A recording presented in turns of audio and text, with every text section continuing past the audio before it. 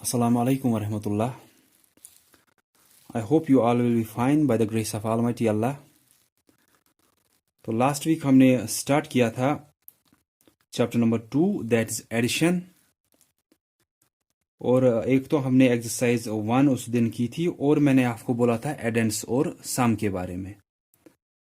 मैंने आपको बोला था कि एडेंट्स क्या होता है कि अगर हम दो नंबर्स को ऐड कर रहे हैं, फॉर एग्जांपल 50 प्लस 23 हमें करना है, तो हम पहले एक नंबर को ऐसे लिखते हैं, फिर दूसरा नंबर ऐड करना है तो हम एडिशन की साइन उसी दूसरे नंबर के साइड में यहां पे लिखते हैं, फिर 23 ऐसे। लेकिन हमें यहां पे ध्यान किसका रखना होता है कि एक का वनस दूसरे के वनस के नीचे आना चाहिए, एक का टेनस दूसरे के टेनस के नीचे आना चाहिए। अब हम एडिशन या सब्ट्रैक्शन यहां से स्टार्ट करते हैं, तो 0 प्लस 3 कितना हुआ, ये 3 होता है। 5 प्लस 2 7 होता है। ठीक है, तो हमने दो नंबर्स को यहां पे ऐड किया, हमारा आंसर 73 आया। जिन दो नंबर्स को या दो से ज्यादा नंबर्स को हमने ऐड किया, हमने यहां पे 50 और 23 को ऐड किया, तो इन दोनों नंबर्स को हम एडेंड्स बोलते हैं, ADDENDS एडेंड्स। और एडेंड्स को एडिशन करने के बाद जो हमें यहां पे आंसर आता है लास्ट में, दैट इज कॉल्ड सम। ठीक है, कभी कभी हो सकता है कि आपको यहां पे दिया होता आपको ये नहीं दिया होता कि 50 प्लस 23 या 290 प्लस 523, ऐसे नहीं दिया होता है। कभी कभी आपको दिया होता है find the sum of 50 and 23, find the sum of 226 plus 226 and 395। तो आपको जब वहां पे कुछ आपको साइन नहीं दी होती है, लेकिन आपको कैसे पता चलता है कि आपको एडिशन करना है, क्योंकि वहां पे दिया होता है find the sum of this number and this number. वो सम क्या होता है, आपको सम ढूंढना था उन दो नंबर्स का। तो सम होता है जब आप दो नंबर्स को ऐड करते हो, वहां से जो आंसर आता है, दैट्स कॉल्ड सम। तो जब दो नंबर्स को ऐड करने के बाद जो आंसर आता है, दैट्स कॉल्ड सम। तो हमें वहीं से पता चला कि अगर क्वेश्चन था find the sum of this number and this number, तो वहां पे आपको ऐड करना है, तभी आपको सम निकलेगा। ठीक है, तो दो या दो से ज्यादा नंबर्स को जब हम ऐड करते हैं, उन सभी नंबर्स को हम एडेंट्स बोलते हैं, और जो लास्ट में वहां पे आंसर आता है एडिशन के बाद, दैट्स कॉल्ड सम। हमने 50 और 23 को ऐड किया, 50 और 23 को ऐड करना था, हमने एक नंबर 50 ऊपर लिखा, 23 उसके नीचे, वनस के नीचे, टेंस के नीचे, यहां पे एडिशन की साइन, फिर यहां पे हमारा आंसर आया। एडिशन करने के बाद एडिशन हमने स्टार्ट किया वनस वाली प्लेस से। ठीक है, 3 प्लस 0 3, 2 प्लस 5 7 हुआ। इन दोनों को हम जिनको हमने ऐड किया, सिर्फ दो ही नंबर नहीं, 3 4 नंबर जितनों को भी ऐड करना होगा, उन सभी को हम एडेंट्स बोलते हैं। ठीक है, और जब एडेंट्स को एडिशन करने के बाद जो हमें लास्ट में आंसर आता है, दैट्स कॉल्ड सम। ठीक है, तो ये हो सकता है कि बड़े बड़े नंबर्स का भी आपको अगर एडिशन करना होगा वहां पे, फॉर एग्जांपल अगर आपको करना है 327 एंड आपको दिया है फाइंड द सम ऑफ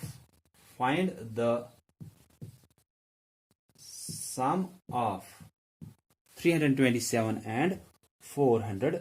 ठीक है, क्वेश्चन क्या दिया है, आपको दिया है find the sum of 327 and 412। आपको कहीं पे ये नहीं दिया गया है यहां पे इन दोनों के बीच में एडिशन ना सब्ट्रैक्शन की साइन। हमको असल में पता किससे चलता है कि हमें एडिशन करना है, सब्ट्रैक्शन करना है, उस साइन से।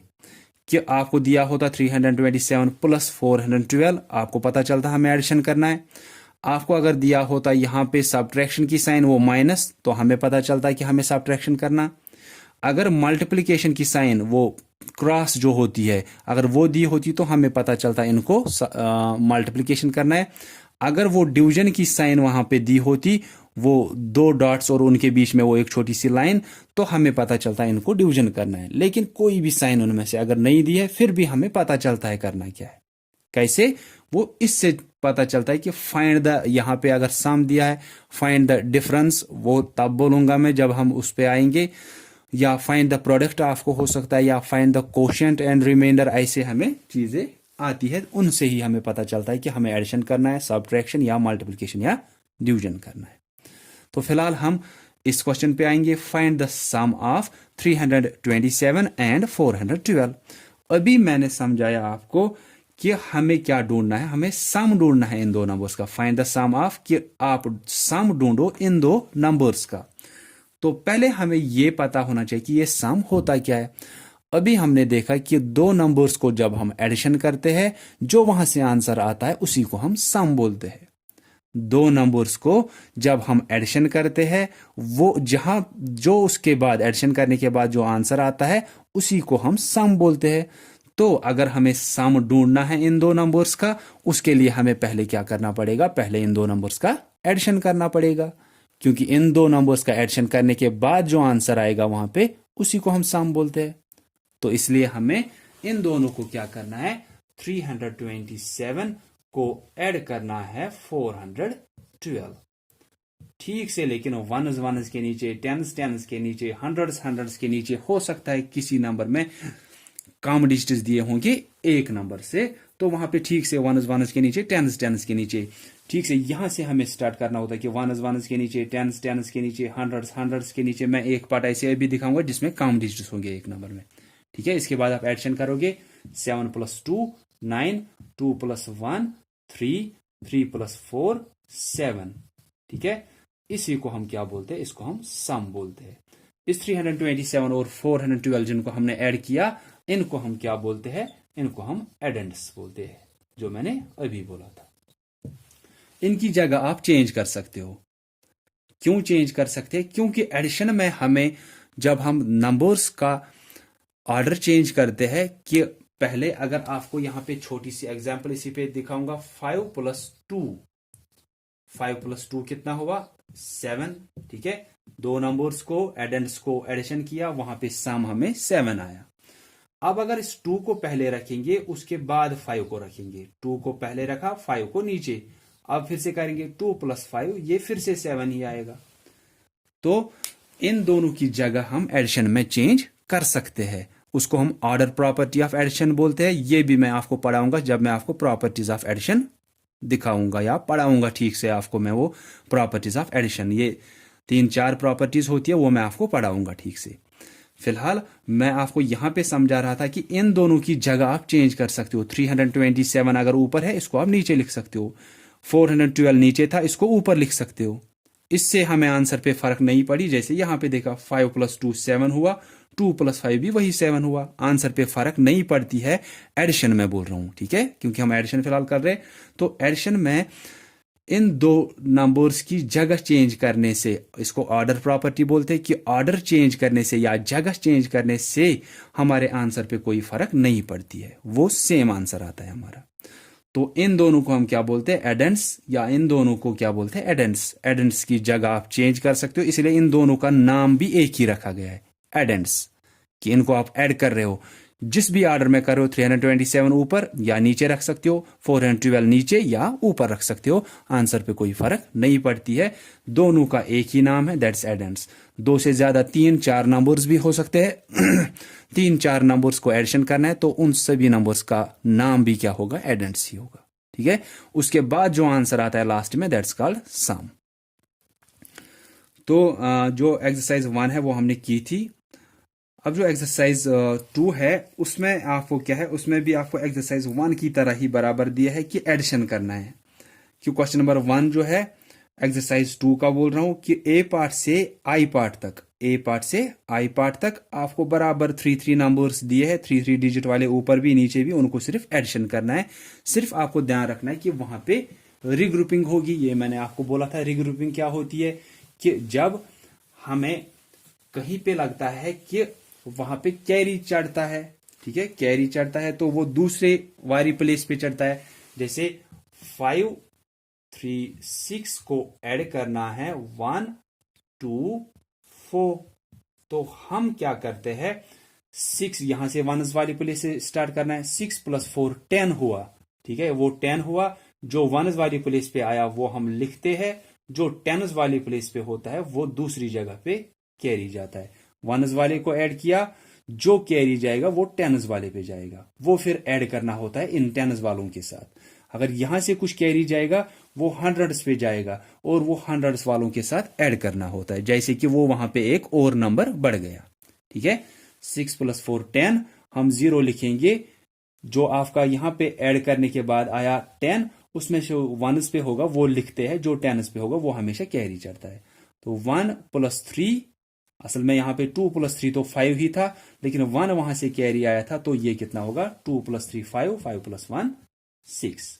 देन 1 + 5 6 हुआ, यहां से कुछ भी कैरी नहीं आया तो ये 6 ही रहेगा। तो इसी को हम क्या बोलते हैं, रिग्रुपिंग, कि हमें नए ग्रुप्स वहां पे बनाने पड़े। ठीक है, तो हमें सिर्फ ध्यान इसी का रखना होता है कि अगर कहीं पे हमें कैरी चढ़ता है तो वहां पे देखना होता है कि उनका क्या करना है।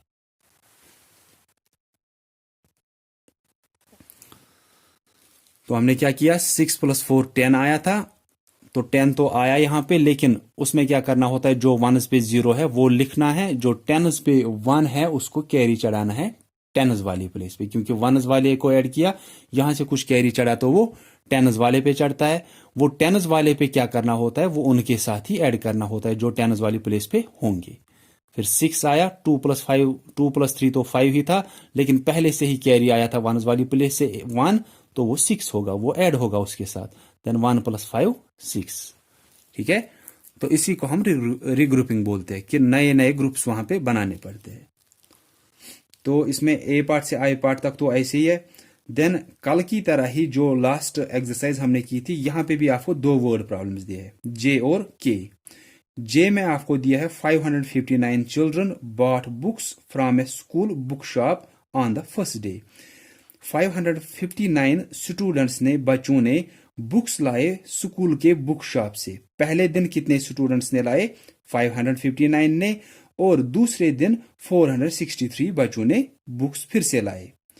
पहले दिन 539 बच्चों ने बुक्स लाए, दूसरे दिन 463 बच्चों ने बुक्स लाए। अब आपको बोलना है कि टोटल नंबर ऑफ चिल्ड्रन कितने थे जिन्होंने बुक्स वहां से लाए। सिंपल है, हमें क्या करना होगा कि अगर पहले दिन 5 बच्चों ने लाए, दूसरे दिन 3 बच्चों ने लाए, आपको बोलना है कि टोटल कितने बच्चों ने वो बुक्स लाई। पहले दिन 5 बच्चों ने लाई, दूसरे दिन 3 बच्चों ने, मैं एग्जाम्पल सिर्फ यहां पे दे रहा हूं, ये नहीं कि वहां पे तो कुछ और है, मैं एग्जाम्पल दे रहा हूं छोटे से यहां पे नंबर्स लेकर कि आपको क्या करना है, सिर्फ वही समझाने।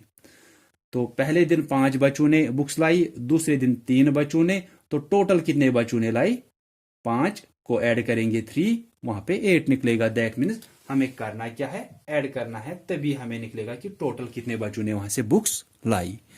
तो आप क्या लिखोगे वहां पे, number of children, number of children who bought books on first day, या number of children who bot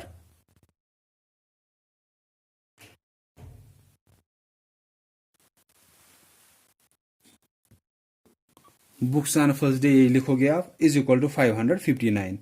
उसके बाद number of children who bought books on second day is equal to 463। Therefore total number of children who bought books is equal to, या who bought books from school book shop is equal to 559 plus 463। ठीक है, then K part is there are 663 horses and 527 sheep in a farm, कि एक farm में 663 horses है और 527 sheep है। तो आपको बोलना है how many animals are there in the farm, कि उस फार्म में टोटल नंबर ऑफ एनिमल्स कितने हैं। हॉर्सेस कितने हैं, 663, शीप कितने हैं, 527। आपको बोलना है टोटल एनिमल्स कितने हैं वहां पे। तो वो कैसे निकलेगा, जब हम इनको ऐड करेंगे। तो टोटल में हमेशा हमें ऐड ही करना होता है, या हमें सिंपली कैसे पता चलता है कि मैंने जैसे बोला कि आप लिया करो यहां से छोटे नंबर्स, कि अगर हम यही लेंगे कि एक फार्म में 5 हॉर्सेस है और 3 शीप, एक फार्म में 5 हॉर्सेस और 3 शीप है, आपको बोलना है टोटल एनिमल्स कितने हैं उसमें। एक तो हॉर्सेस है और शीप है, 5 हॉर्सेस 3 शीप, आपको बोलना है टोटल एनिमल्स कितने हुए, ये तो 8 हुए। वो कैसे निकलेगा, जब हम इन दोनों को ऐड करेंगे।